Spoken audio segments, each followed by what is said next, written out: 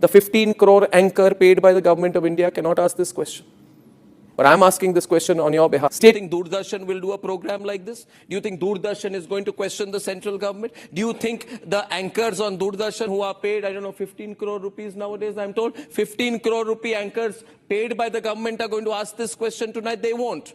They won't. We will ask the questions tonight. तो अमृतकाल में ये क्या देखने को मिल गया? गोदी मीडिया के दो बड़े सरगना आपस में ही लड़ रहे हैं, वो भी सार्वजनिक तौर पर। दोस्तों, आपने विपक्ष सत्ता पक्ष को लड़ते हुए देखा होगा, विपक्ष और मीडिया को भी लड़ते हुए देखा होगा, मगर अब तो सरकार के ही दो मुर्गे आपस में लड़ रहे हैं। तिहाड़ी पत्रकार और ड्रग्स दो में जबरदस्त घमासान मच गया है, न्यूज चैनल से ट्विटर तक। इसके अलावा कैसे कांग्रेसी नेता ने भी मजे ले लिए हैं, आपको बताऊंगी, तो आप हमारे साथ बिल्कुल बने रहिएगा। वीडियो तो भाई बहुत दिलचस्प होने वाली है। नमस्कार, आदाब, आप देख रहे हैं खबर अड्डा और मैं हूं आपके साथ सुम्बुली राम। दोस्तों, अमृतकाल में हमें एलियंस तो नहीं दिखे, मगर सरकार के दो मुर्गों को आपस में लड़ते हुए हमने जरूर देख लिया। इसकी उम्मीद आपने करी थी, नहीं करी थी मुझे नहीं मालूम, मगर मैंने तो इसकी उम्मीद बिल्कुल भी नहीं करी थी कि ऐसा होगा। यहाँ भाजपा के मुख्यमंत्री महिला का नकाब खींच रहे हैं, तो वहीं दूसरी तरफ भाजपा के दो धुरंधर एक दूसरे का नकाब खींच रहे हैं और सच्चाई सामने ला रहे हैं। तो सुधीर चौधरी और अर्नब के बीच में छिड़ गई है जबानी जंग, और सिर्फ जंग का मामला नहीं है। अर्नब ने पता नहीं कितने साल बाद, 2014 के बाद शायद पहली बार नरेंद्र मोदी का सीधे सीधे नाम लिया, सीधे सीधे भाजपा की सरकार की बात करी। अपने शो में पर्यावरण मंत्री भूपेंद्र यादव के लिए कुर्सी खाली कर दी और एक जबरदस्त तरीके का तड़कता भड़कता शो बनाया, और शो में ऐसा गरजे कि देखते बन रहा था। ऐसी गरज 2014 से अब तक किसी ने नहीं दिखाई।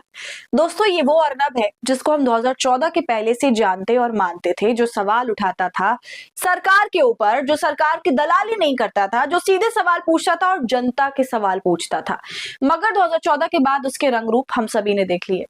खैर, फिलहाल मामला था अरावली का, दिल्ली के पॉल्यूशन का। इस बात पर अर्नब गोस्वामी लगातार शो कर रहे हैं, सरकार के खिलाफ आवाज उठाना तो उन्होंने इंडिगो एयरलाइंस वाले मामले के वक्त से ही शुरू कर दिया था, मगर इस पॉल्यूशन वाले मामले में और अरावली हिल्स की खुदाई वाले मामले में शो करते हुए उन्होंने एक बड़ी खतरनाक बात कर दी। हालांकि जो सच्चाई है, मगर अर्नब ने उसे कह डाला कि जिन एंकर्स को भारत की सरकार की तरफ से 15 करोड़ रुपए मिले, वो इस मामले पर सवाल नहीं उठा सकते, वो इस तरह के सवाल नहीं पूछ सकते। दोस्तों, इस पूरे स्टेटमेंट में अर्नब गोस्वामी ने कहीं भी सुधीर चौधरी का नाम नहीं लिया, मगर इस लाइन की चुभन सीधा सुधीर चौधरी तक पहुंची। जी हाँ, अब आप सोचेंगे 15 करोड़ का मतलब क्या? 15 करोड़ मिला है सुधीर चौधरी को, डीडी न्यूज में 15 करोड़ सालाना देकर लाया गया सुधीर चौधरी को। तो अर्नब का निशाना सीधा तिहाड़ी पत्रकार पर था।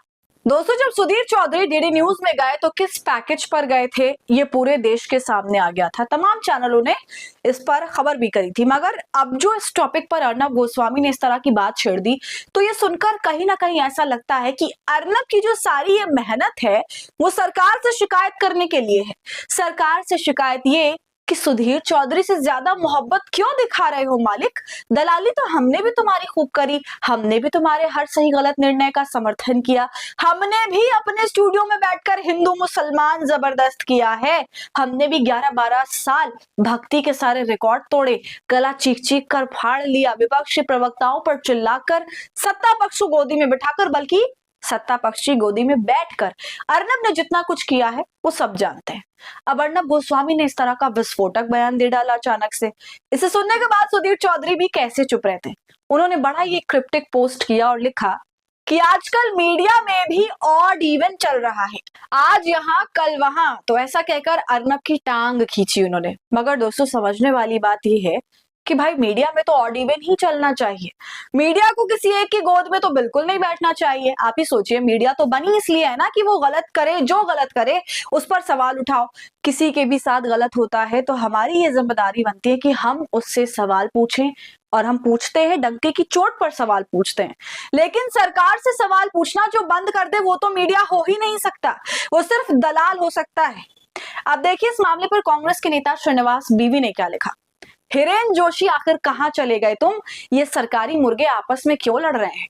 दोस्तों आप नहीं जानते तो मैं आपको बता दूं कि हिरेन जोशी वो व्यक्ति हैं जो भाजपा का पूरा मीडिया संभालते हैं। हिरेन जोशी के कहने पर ही पूरी की पूरी मीडिया कमांड लेती है और काम करती है। इनके कहने पर हेडलाइन बनती भी है, बिगड़ती भी है। सोशल मीडिया पर क्या जाएगा क्या नहीं जाएगा वो भी हिरेन जोशी तय करते हैं।